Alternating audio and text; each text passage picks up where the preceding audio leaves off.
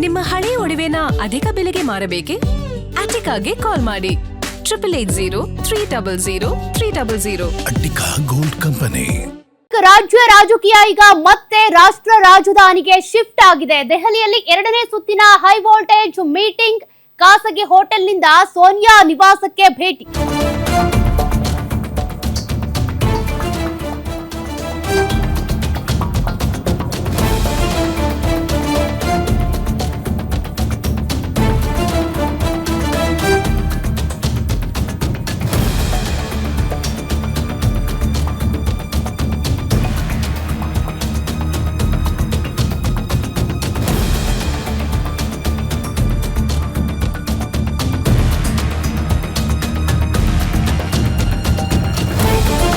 ಖಾಸಗಿ ಹೋಟೆಲ್ನಲ್ಲಿ ತಂಗಿರುವಂತ ಸಿದ್ದರಾಮಯ್ಯನವರು ಸದ್ಯ ಸೋನಿಯಾ ಗಾಂಧಿ ನಿವಾಸಕ್ಕೆ ಭೇಟಿ ನೀಡಿದ್ದಾರೆ.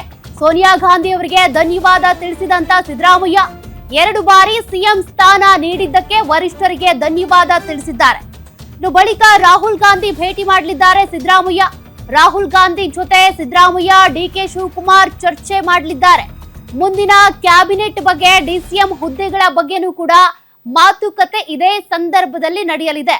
ಸದ್ಯ ಸಿದ್ದರಾಮಯ್ಯನವರು ದೆಹಲಿಯ ಕರ್ನಾಟಕ ಭವನದಲ್ಲಿ ಇಲ್ಲ, ಬದಲಿಗೆ ಖಾಸಗಿ ಹೋಟೆಲ್ನಲ್ಲೇ ಉಳ್ಕೊಂಡಿದ್ದಾರೆ. ಅಲ್ಲಿಂದ ಸೋನಿಯಾ ಗಾಂಧಿ ಅವರ ನಿವಾಸಕ್ಕೆ ಭೇಟಿ ನೀಡಿ ಅವರಿಗೆ ಧನ್ಯವಾದ ತಿಳಿಸಿದ್ದು. ಇನ್ನು ರಾಹುಲ್ ಗಾಂಧಿ ಅವರನ್ನು ಕೂಡ ಭೇಟಿ ಮಾಡಲಿದ್ದಾರೆ. 2 ಬಾರಿ ಮುಖ್ಯಮಂತ್ರಿ ಆಗೋದಕ್ಕೆ ಅವಕಾಶ ಕೊಟ್ಟಂತ ಪಕ್ಷಕ್ಕೆ ವರಿಷ್ಠರಿಗೆ ಧನ್ಯವಾದಗಳನ್ನ ತಿಳಿಸಲಿದ್ದಾರೆ. ಪಕ್ಷ ಇಷ್ಟೆಲ್ಲ ಕೊಟ್ಟಿದ್ರಿಂದಾನೇ ಸಿದ್ದರಾಮಯ್ಯನವರು ಸ್ಮೂತ್ ಆಗಿ ಎಕ್ಸಿಟ್ ಆಗಿದ್ದು. 20 ವರ್ಷಗಳ ಕಾಲ ಕಾಂಗ್ರೆಸ್ನಲ್ಲಿ ಇದ್ದಂತ ಸಿದ್ದರಾಮಯ್ಯ ಏನಿದ್ದಾರೆ, 10 ವರ್ಷ ವಿಪಕ್ಷ ನಾಯಕ ಸ್ಥಾನ, 8 ವರ್ಷ ಮುಖ್ಯಮಂತ್ರಿ ಸ್ಥಾನ ಅಂದ್ರೆ ಸುಲಭದ ಮಾತಲ್ಲ. ಇನ್ನು ಡಿಸಿಎಂ ಡಿಕೆ ಶಿವಕುಮಾರ್ ಪಟ್ಟಾಭಿಷೇಕಕ್ಕೆ ಕೌಂಟ್ ಡೌನ್ ಶುರುವಾಗಿದೆ. ಪ್ರಮಾಣ ವಚನಕ್ಕೂ ಮುನ್ನ ಹೈಕಮಾಂಡ್ ಭೇಟಿಗೆ ತೆರಳಿದಂತ DK Shivakumar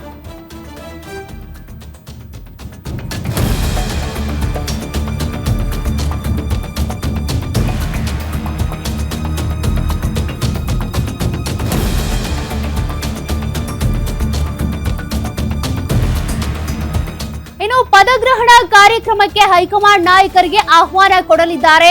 DK Shivakumar high command ನಾಯಕರಿಗೆ ಆಹ್ವಾನ ನೀಡಲಿದ್ದಾರೆ. ಬಂಡೆ ಬ್ರದರ್ಸ್ ಹೈಕಮಾಂಡ್ ಜೊತೆ ಚರ್ಚೆ ಬಳಿಕ ಎಲ್ಲವೂ ಫೈನಲ್ ಆಗುವ ಸಾಧ್ಯತೆ. ಒಂದು ಸಚಿವ ಸಂಪುಟ, ಮತ್ತೊಂದು ಡಿಸಿಎಂ ಹುದ್ದೆಗಳು, ಇದೆಲ್ಲದ್ರ ಬಗ್ಗೆನೂ ಕೂಡ ಡಿಕೆ ಶಿವಕುಮಾರ್ ಅವರು ಹೈಕಮಾಂಡ್ ನಾಯಕರ ಜೊತೆಗೆ ಚರ್ಚೆ ಮಾಡಿ ಒಂದು ಫೈನಲ್ ನಿರ್ಧಾರವನ್ನ ತೆಗೆದುಕೊಂಡು ಬೆಂಗಳೂರಿಗೆ ವಾಪಸ್ ಆಗಲಿದ್ದಾರೆ.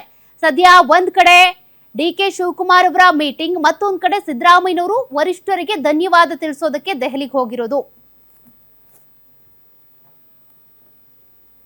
ಮತ್ತಷ್ಟು ಡೀಟೇಲ್ಸ್ ಕೊಡ್ತಾರೆ ಸ್ಪೆಷಲ್ ಕರೆಸ್ಪಾಂಡೆಂಟ್ ವೀರೇಶ್ ದಾನಿ, ಡೆಸ್ಕ್ ಲೈವ್ ಇಂದ ಜಾಯಿನ್ ಆಗ್ತಿದ್ದಾರೆ. ವೀರೇಶ್, ಈಗಾಗಲೇ ಪದಗ್ರಹಣಕ್ಕೆ ಅಂತ ಸಿದ್ಧತೆ ಮಾಡ್ಕೊಳ್ತಾ ಇದ್ದಾರೆ ಡಿಕೆ ಶಿವಕುಮಾರ್ ಅವರು. ಅದಕ್ಕೂ ಮುನ್ನ ದೆಹಲಿಯಲ್ಲಿ ಮೀಟಿಂಗ್ ಇದೆ. ಕಾರಣ ಸಚಿವ ಸಂಪುಟಕ್ಕೆ ಸಂಬಂಧಪಟ್ಟಂತೆ, ಡಿಸಿಎಂಗೆ ಸಂಬಂಧಪಟ್ಟಂತೆ ಮೀಟಿಂಗ್. ಮತ್ತೊಂದು ಕಡೆ ಸಿದ್ದರಾಮಯ್ಯನವರು ಕೂಡ ದೆಹಲಿಯಲ್ಲೇ ಇದ್ದಾರೆ, ವರಿಷ್ಠರಿಗೆ ಧನ್ಯವಾದ ತಿಳಿಸೋದಕ್ಕೆ ಅಂತ ಹೋಗಿರೋದು. ಇದೆಲ್ಲದ್ರ ಬಗ್ಗೆ ಏನ್ ಡೀಟೇಲ್ಸ್ ಇದೆ?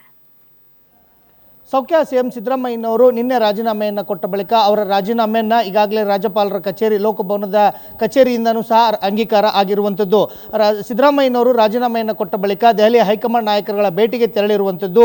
ಸಿಎಂ ಸಿದ್ದರಾಮಯ್ಯನವರು ಸುಮಾರು ಸತತವಾಗಿ 2 ಬಾರಿ ಮುಖ್ಯಮಂತ್ರಿಯಾಗಿ 8 ವರ್ಷಗಳ ಕಾಲ ಸುದೀರ್ಘವಾದಂತಹ ಮುಖ್ಯಮಂತ್ರಿಯಾಗಿ ಆಡಳಿತವನ್ನು ನಡೆಸಿರುವಂಥದ್ದು. ಹೀಗಾಗಿ 8 ವರ್ಷಗಳ ಕಾಲ ಮುಖ್ಯಮಂತ್ರಿಯಾಗಿ ಅಧಿಕಾರವನ್ನು ನಡೆಸಲಿಕ್ಕೆ ಅವಕಾಶವನ್ನು ಮಾಡಿಕೊಟ್ಟಂಥ ಕಾಂಗ್ರೆಸ್ ಹೈಕಮಾಂಡ್ ನಾಯಕರುಗಳಿಗೆ ಧನ್ಯವಾದವನ್ನು ತಿಳಿಸಲಿಕ್ಕೆ ಸಿಎಂ ಸಿದ್ದರಾಮಯ್ಯ ದೆಹಲಿಗೆ ತೆರಳಿರುವಂಥದ್ದು. ಸೋನಿಯಾ ಗಾಂಧಿ ಅವರ ನಿವಾಸಕ್ಕೆ ತೆರಳಿ ಸೋನಿಯಾ ಗಾಂಧಿ ಅವರಿಗೂ ಸಹ ಸಿಎಂ ಸಿದ್ದರಾಮಯ್ಯನವರು ಧನ್ಯವಾದವನ್ನು ತಿಳಿಸಲಿಕ್ಕೆ ಮುಂದಾಗ್ತಾ ಇರುವಂಥದ್ದು.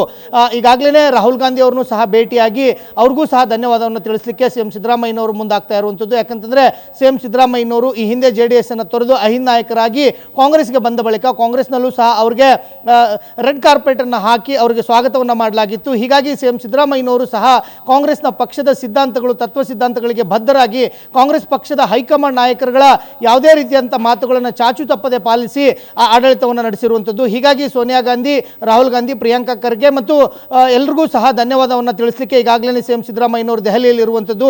ಇನ್ನೇನು ಕೆಲವೇ ಕ್ಷಣಗಳಲ್ಲಿ ಸೋನಿಯಾ ಗಾಂಧಿ ಮತ್ತು ರಾಹುಲ್ ಗಾಂಧಿ ಅವರನ್ನ ಭೇಟಿಯಾಗಿ ಸಿಎಂ ಸಿದ್ದರಾಮಯ್ಯನವರು ಧನ್ಯವಾದವನ್ನು ತಿಳಿಸುವುದರ ಜೊತೆಗೂ ಸಹ ಮುಂದಿನ ರಾಜಕೀಯ ಪ್ರಕ್ರಿಯೆಗಳ ಕುರಿತೂ ಸಹ ಚರ್ಚೆ ಮಾಡಲಿಕ್ಕೆ ಮುಂದಾಗಿರುವಂಥದ್ದು. ಸೌಖ್ಯ.